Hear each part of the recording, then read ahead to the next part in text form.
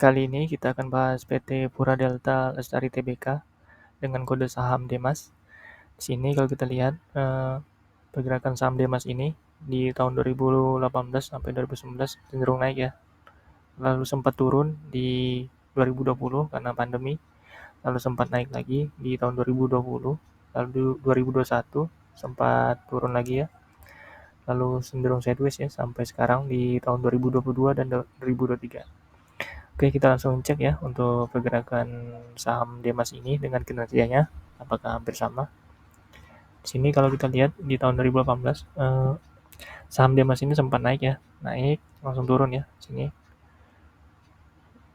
Lalu sempat naik di tahun 2019 ini, lalu turun di sini ya 2019, lalu naik lagi di akhir kuartal 4, naik sini ya 4, lalu turun ya karena pandemi ini, turun karena pandemi, lalu sempat naik lagi, sempat naik, namun karena sebentar ya di kuartal berikutnya dia turun lagi labanya, ROE-nya di sini turun lagi sini, lalu sempat naik ya 2021, lalu sini sideways ya, sampai sini sideways ya, walaupun nggak terlalu mirip ya, tapi untuk pergerakan saham Demas ini dengan kinerjanya hampir sama ya. Ini kalau kita lihat di sini Demas ini nggak kemana-mana, nanti kita lihat ya selain dari kinerja IPS atau ROE-nya ini, jadi kemungkinan pergerakan saham Demas yang cenderung sideways ini dikarenakan ini ya, kita lihat di ekuitasnya.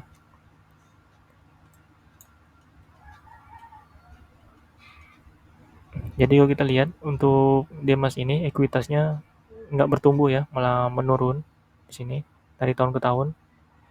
Jadi trennya ekuitas Demas ini malah turun. Jadi ini penyebabnya karena Demas terlalu besar ya membagikan dividen. Jadi padahal Demas ini selalu membukukan laba tapi ekuitasnya malah turun. Harusnya kan naik. Ini dikarenakan Demas ini rajin bagian dividen yang besar sehingga ekuitasnya tergerus ya dan mengalami penurunan. Karena kita lihat tadi ya untuk pergerakan saham Demas ini agak kurang mirip ya dengan pergerakan dari kinerjanya. Jadi kenapa sih tahun 2018 dan 2019 itu saham Demas sempat naik tinggi lalu turun dan berikutnya nggak terlalu atau sideways ya. Jadi di sini kalau saya lihat penyebabnya karena di tahun 2018 dan 2019 ini dan 2020 itu Demas membagikan dividen yang besar ya di sini. Di sini Demas membagikan 2 kali dividen, dividen final dan dividen interim. Jadi di sini kalau kita total sini Demas itu membagikan dividen yield-nya itu sekitar 15 sampai 20%, cukup besar ya untuk dividen yield-nya. Di luar emiten tambang batubara, ternyata di sini Demas juga bisa memberi dividen yield hingga 20%. Dan di sini Demas ini pembagian dividen di tahun 2019 lebih besar dibandingkan dengan laba yang dihasilkannya. Itu 200% ya di sini ya. Hampir 300%, dan di 2020 juga di sini ya yieldnya dividennya yang dibagikan lebih besar daripada laba yang dihasilkannya. Makanya itu kita lihat tadi untuk ekuitasnya tergerus banyak. Itu karena pembagian dividen yang besar oleh Demas. Jadi mungkin dari situlah menurut analisa saya mengapa Demas di tahun 2018, 2019 dan 2020 ini naik ya. Karena banyak yang masuk karena mengincar dividennya ya. Jadi harganya naik di sini. Dan di sini 2021 udah mulai penurunan ya untuk dividennya. Gitu tadi ya untuk kenapa harga saham Demas di 2018 dan 2019 dan 2020 sempat naik. Ya, kemungkinan karena dividennya itu yang buat orang cenderung banyak yang buy ya atau oke, nanti kita di akhir sesi ini akan kita coba untuk prediksi harga saham Demas ya. Apakah nanti saham Demas ini akan naik atau turun, atau kita melakukan strategi ya untuk Demas ini apakah cocok untuk dibeli ataupun cocok untuk dijual ataupun hold. Namun untuk sekarang kita lihat dulu ya profil singkat dari Demas.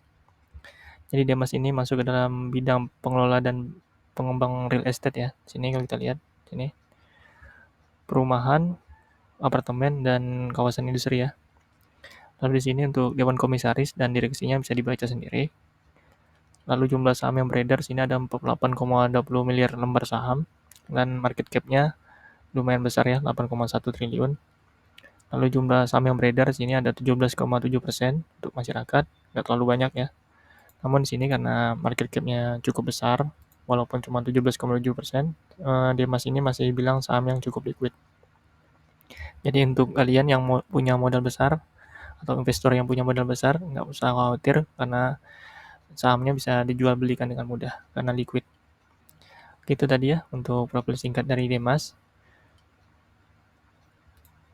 Lanjut ya untuk neraca keuangan Demas. Di sini kalau kita lihat asetnya, aset Demas ini dari tahun ke tahun cenderung turun ya.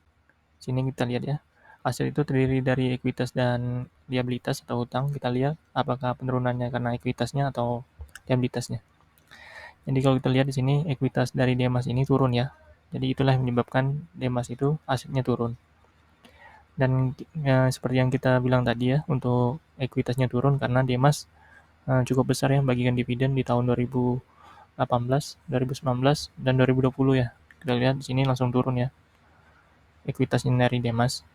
Dan sekarang karena sekarang agak kecil bagian dividennya atau tidak terlalu besar, nggak sebesar di tahun 2018, 2019, 2020. Demas ini di tahun 2021 dan 2022 nggak sampai 20% lebih sih untuk dividennya. Jadi di sini cenderung sideways. Lalu untuk perkembangan hutangnya di sini kalau kita lihat Demas ini cenderung naik ya atau cenderung bertambah hutangnya. Lalu dari segi DER atau debt to equity, Demas ini kecil ya DER-nya atau kurang dari 1. Jadi untuk Demas ini risiko gagal bayar hutangnya kecil dan laba yang dihasilkan jadi lebih maksimal ya untuk Demas ini. Jadi sebenarnya untuk Demas ini neraca keuangannya sebenarnya nggak ada masalah. Cuman waktu tahun 2018, 2019, dan 2020 itu turun ya karena Demas terlalu besar bagian dividen. Jadi untuk Demas ini agak sulit bertumbuh kalau kita lihat karena ekuitasnya turun. Itu tadi ya neraca keuangan Demas.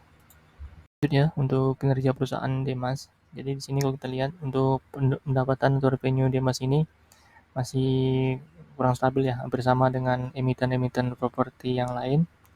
Biasanya properti itu pendapatan atau labanya itu naik turun ya di sini kalau kita lihat. Lalu untuk beban pokok penjualannya hampir mengikuti ya dengan pendapatannya, naik turun juga di sini. Lalu untuk laba bersih tiap kuartal kalau kita lihat di sini Demas ini ya hampir sama ya, naik turun juga atau belum stabil. Jadi bisa dikatakan Demas ini agak sulit ya untuk bertumbuh karena pendapatan ataupun labanya masih belum stabil, masih naik turun. Lalu untuk net profit marginnya itu Demas ini cukup efisien ya, 63% terakhir di 2022. Lalu dari segi ROE, Demas ini cukup besar ya, ROE-nya 21%. Jadi untuk perusahaan yang mempunyai ROE yang di atas 15% itu cukup lumayan baik ya untuk Demas ini. Jadi ROE yang baik itu lebih dari 15% dan Demas ini merupakan perusahaan yang profitable ya. Lalu dari segi EPS-nya, namun EPS-nya masih naik turun ya di sini. Inilah yang membuat saham dari atau Demas ini masih sulit untuk bertumbuh karena EPS-nya masih naik turun. Ya, EPS-nya masih naik turun. Oke, itu tadi ya untuk kinerja dari Demas. Sebenarnya Demas ini merupakan perusahaan yang profitable ya, atau menguntungkan. Hanya saja belum bisa bertumbuh karena pembagian dividen yang besar tadi itu ya.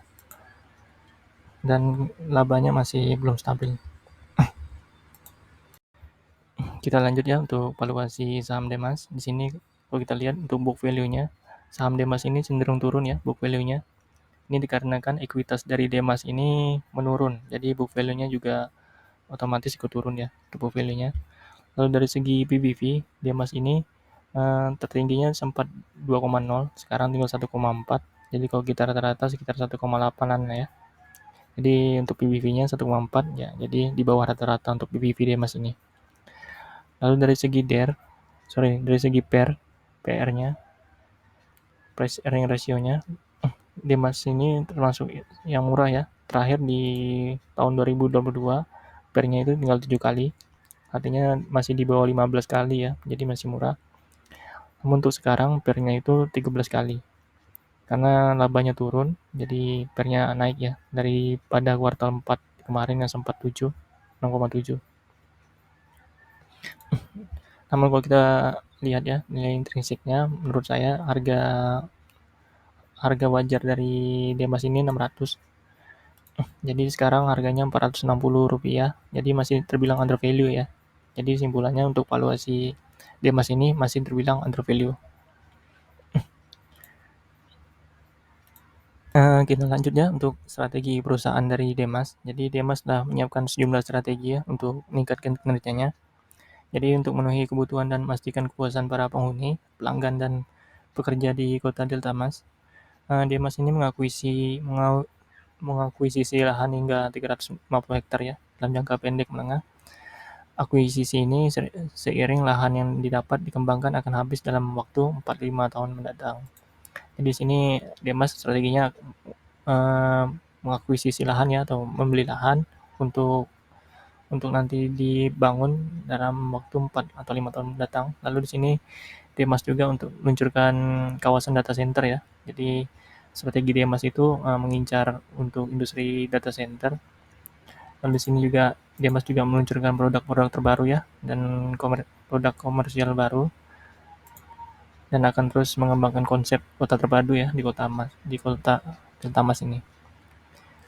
Jadi ini diharapkan dengan inovasi produk-produk baru dan mengincar itu ya industri data center. Jadi Demas ini diharapkan nanti ke depannya bisa lebih baik kinerjanya. Lalu untuk prospek bisnis ke depan ya untuk Delta Mas ini dan emiten properti. Jadi untuk properti ini mungkin prospek kedepannya agak ini ya, agak menemui sejumlah tantangan ya, yaitu permintaan lahan industri saat ini banyak datang dari sektor pusat kota yang cenderung berasal dari sektor teknologi. Yang dimana sektor teknologi itu ada risiko ya, di sini ada risiko finansial ya, dari kenaikan suku bunga cukup tinggi. Jadi ada penundaan ya investasi dari teknologi ini, sehingga berpeluang meningkatkan risiko penurunan permintaan lahan industri.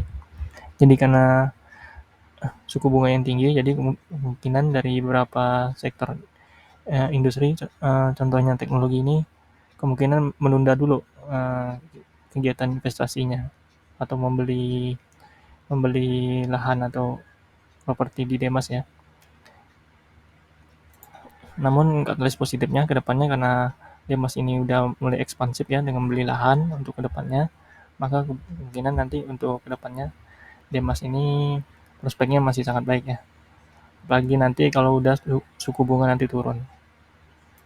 Itu tadi ya untuk prospek Demas ini dalam waktu dekat dan dalam jangka panjang. Lalu dari segi kompetitor di sini ada Bekasi Fajar Industrial Estate ya, juga berkecimpung di kawasan industri. Lalu ada Sumarekon dan Adi Komuter Property ya, ADCP. Lalu dari segi integritas, kinerja saham Demas ini pernah baik ya di tahun 2018 dan 2019. Jadi Demas ini kinerjanya baik ya, terbukti dari ROE-nya yang 20% ya, lebih dari 20%. Demas ini juga transparan dalam memberikan informasi yang relevan terkait perusahaan. Demas ini sayangnya Demas ini masuk ke grup Sinarmas yang pernah masalah di Jiwasraya. Jadi walaupun nggak ada hubungannya, cuman Demas ini masuk ke grup grup Sinarmas ya. Jadi dari segi GCG Demas nggak terlalu baik ya menurut saya. Karena tergabung dengan grup Sinarmas.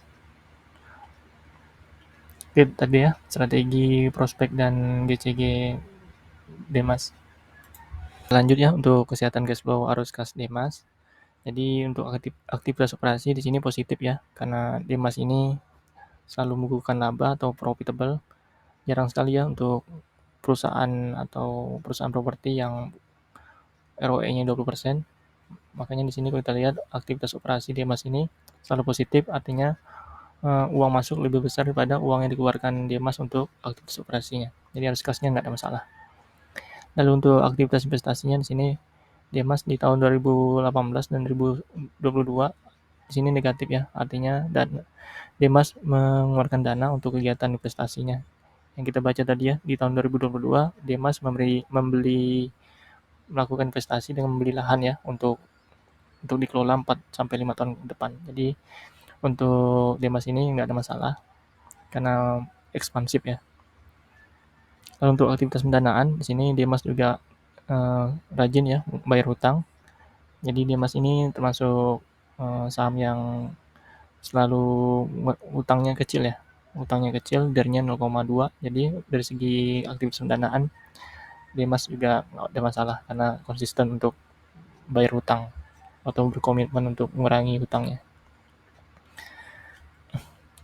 Dari segi dividen ya kita semua tahu lah ya kalau Demas ini paling royal bagi dividen.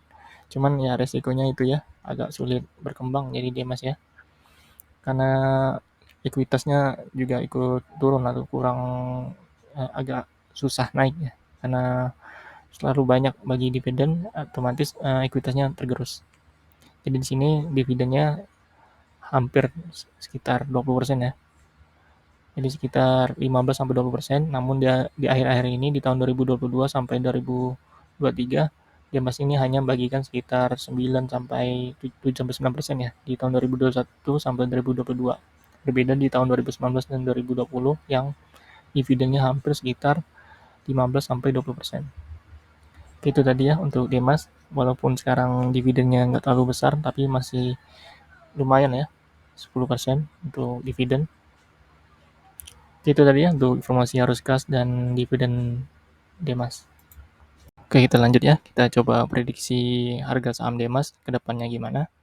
Jadi menurut saya untuk prediksi saham Demas ini ke depannya, karena Demas ini kalau kita lihat perusahaan yang profitable ya, perusahaan yang untung dengan kinerja yang cukup lumayan ya, 20% ROE-nya.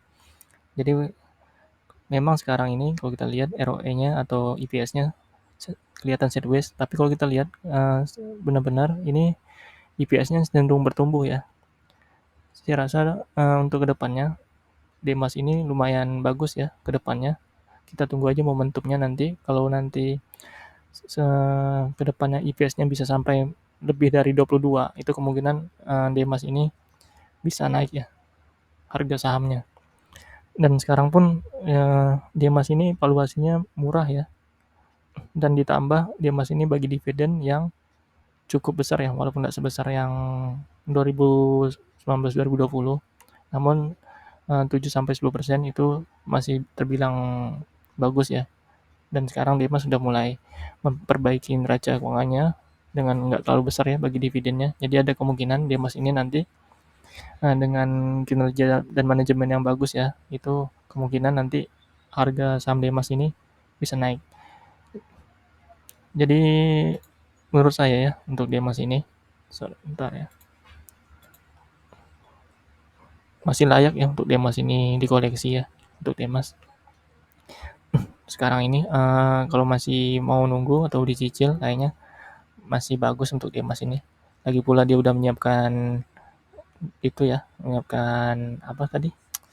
Lahan ya untuk 4-5 tahun ke depan dengan kinerja yang bagus atau manajemen yang bagus. Saya yakin dia Tamas nanti ke depannya kalau udah suku bunga turun makin banyak ya untuk konsumennya dari apa dunia industri seperti teknologi ya tadi ya, data center dan lain-lain yang masuk untuk berinvestasi termasuk di kawasan Delta Mas ini atau membeli ya jadi konsumennya Delta Mas lah intinya.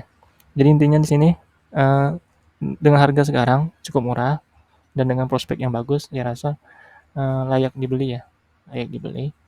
Namun itu menurut analisa saya ya. Jadi disclaimer on lah. Tapi menurut saya ini cocok lah untuk Delta Mas kita masuk di sini.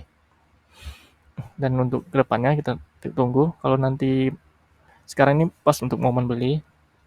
Mungkin nanti kalau udah EPS-nya bisa lebih dari 22 atau udah naik ya, minimal 15 lah. Nah, itu kemungkinan Demas akan naik depannya. Ya, saya yakin sih untuk Delta Mas ini lumayan bagus deh. Jadi itu ya untuk yang mungkin ada yang nyangkut di atas, nyangkut ya mungkin nanti bisa di average down ya. Apalagi sekarang ada crash ya, karena IHSG lagi turun, banyak saham yang turun, ya itu sebenarnya kesempatan emas kita untuk buat membeli saham yang diskon. Seperti Demas ini, lagi turun juga kan. Apalagi nanti kalau harganya 167 atau 165 itu lebih bagus lagi kita beli.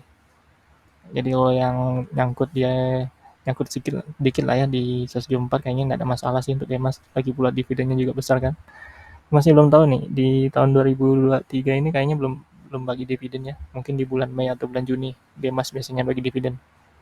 Itu tadi ya untuk Demas, kemungkinan harga sahamnya naik lagi ya, prediksi saya. Karena kinerjanya bagus kan Demas. Walaupun dalam waktu dekat mungkin masih sideways. Tapi saya yakin kalau nanti suku bunga udah naik, suku bunganya turun, saham Demas ini akan naik. Gitu tadi ya untuk analisa dan pergerakan saham Demas dan strategi kita ya. Terima kasih sudah menonton. Nanti kalau ada update di kuartal 2 atau kuartal 3 2023 nanti akan kita share lagi ya untuk